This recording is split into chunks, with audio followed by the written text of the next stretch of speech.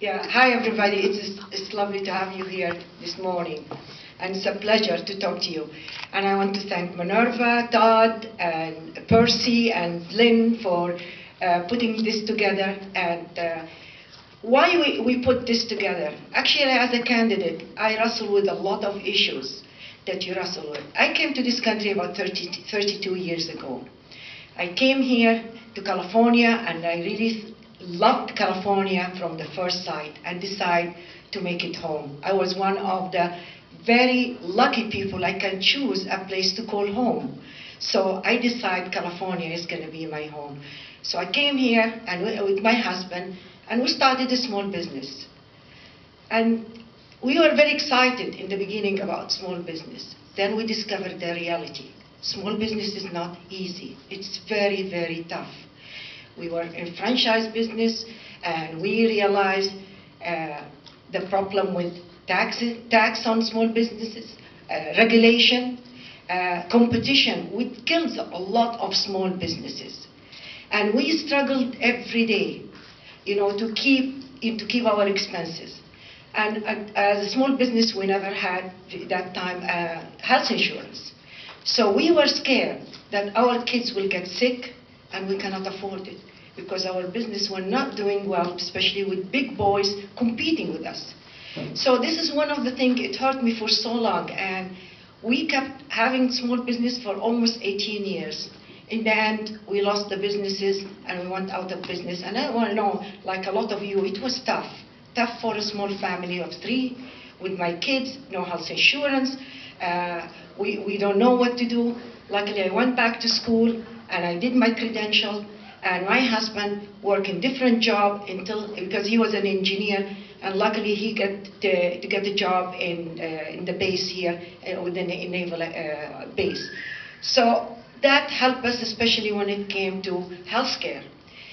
But I realized that while we're going through our life, the crisis of the budget, and I see so many people laying off, so many teachers being asked to leave their jobs because the crisis of the budget. And I know it's year after year, and we see the assembly keep fighting about it, and we wonder, what is the solution? And when I ran for state assembly, I started realizing several things. There is something beautiful about our business and also a weakness. The strength thing about our business is the only system in the world will allow citizens to govern. I mean, I can run as a teacher, and I can run, and any one of us can run. We don't have to come out of the political machine. I've been used, for example, lived in England, where you want to run, you go through the political machine, they educate you, you're part of them, and actually the party is not in power, it's become the shadow government.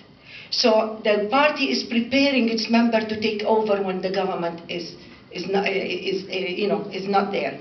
But in California, nobody knows. You run, and you might be your party win, or you win, and you're going to be in government. And that's the weakest part of it. First of all, our political party are very weak. They don't have a vision, Republican or Democrat. They don't have a vision for this state. And I can bet anybody, if you tell me, what do you think the Republican or Democrat think about California in 20 years or 30 years or 40 years? They don't. They have a platform. It's very general. And they depending on the candidate. So the candidate is taking over to be the one devise the policy. And the problem, because a lot of us candidates coming from certain field, we are limited to what we know or what we can do. So the system now, it's become a hostage to a consultant and to people working for the government.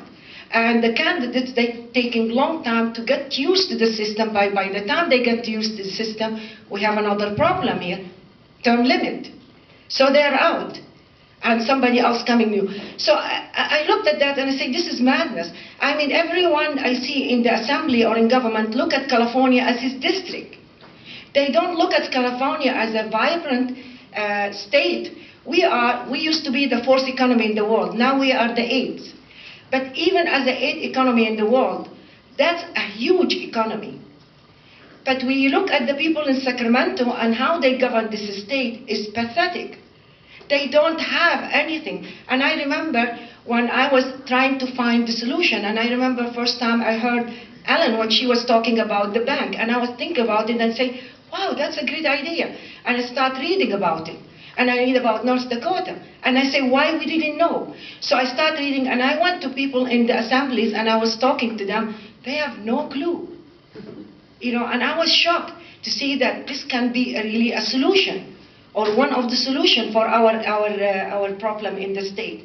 And we should be discuss it seriously. And as I learned recently that it was 5 states, now about 21 states looking to the same solution.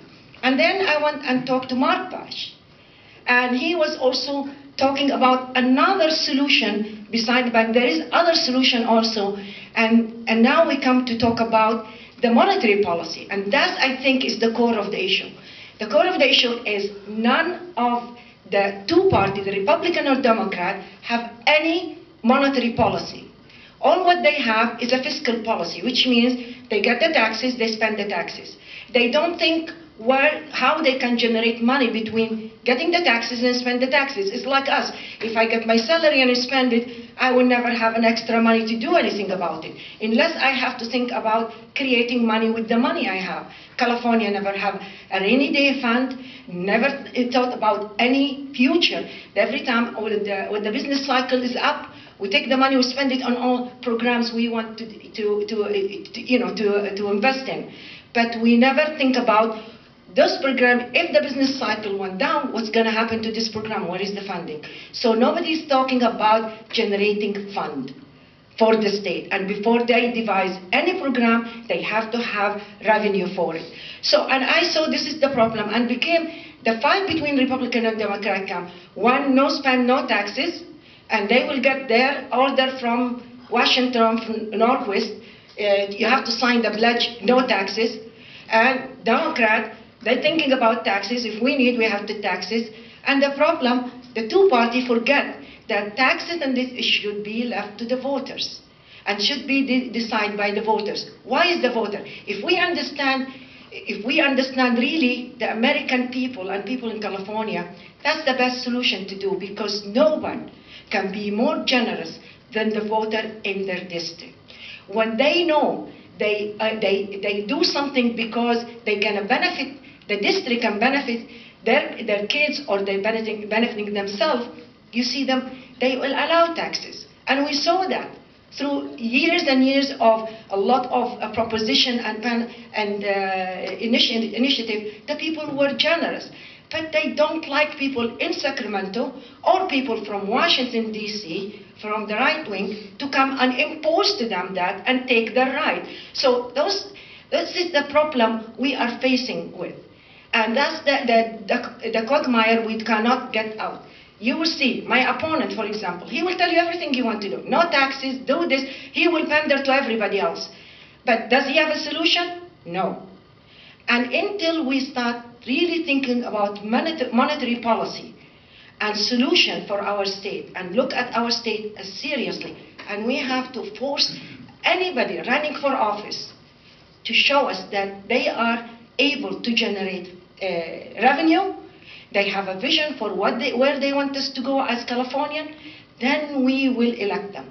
But not to be, deceived by left and right, or by Republican and Democrat. We're just electing people because we have to choose and elect. I think this is one of the things we want to educate the people. And that's one of the reasons I want this panel, because I want you to hear the professional. And that's what a lot of candidates missing. As a candidate, I'm not coming with all the solution. But as a candidate and leader, I will look for solutions. I will study a solution. I will come and think outside the box and have the courage to come to my constituency and say, those the solution. And I tell you, it is very difficult, because I know a lot of time you find your consultant or people running a campaign don't talk to those issues. Just talk to the simplest issue that people can comprehend and understand and vote for you. And what we're doing, we really underestimate our people. and we put them down. And that's when we lower standards, the standard we have, and that's what happened. The people who elect us lower also the standard for us. And that's when I decide to have those type of things to really show that I have a tremendous respect for the people, and I want them to participate with me and learn what I learn. And when I come and ask them for their vote, because I really respect their opinion, and I want them to see in me a leader who really care about them, and I want them to be part of what decision and making. And so that's one of the reason we want this panel, and we to have the opportunity to hear more about those topic about monetary policy and how we can solve the problem of California, because no reform of education, we cannot create jobs, because people can tell you jobs, career. This is all baloney if we don't have the money. So we have the vision and the money to support it, then we can save the economy of this state. So I want to thank you, and I want to invite Ellen to talk to you, and I'm sure you're going to really enjoy her talk. And we invited her before, and I heard her, and she's a fabulous speaker. Thank you.